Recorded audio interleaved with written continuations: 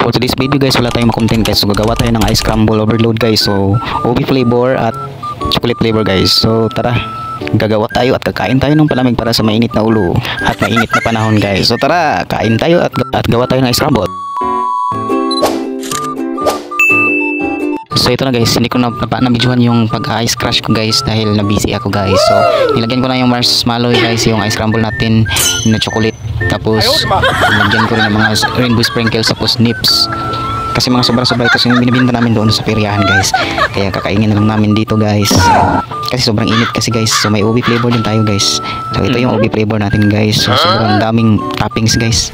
Sobra ito guys sa binibinta namin. Kasi mainit dito sa boarding house namin guys.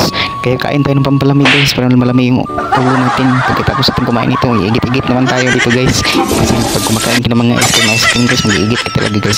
So tanong ko guys, bakit pag kumakain tayo ng color purple o violet guys, pag nagpupupo tayo naging green guys. So kain tayo guys. Ito na guys, subo natin. Unang subo. Ang galing! Ang galing!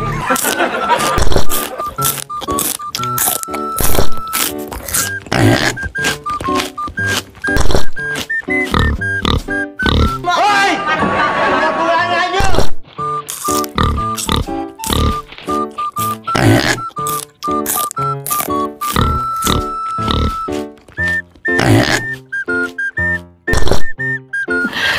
Sana all. Thank you for watching guys.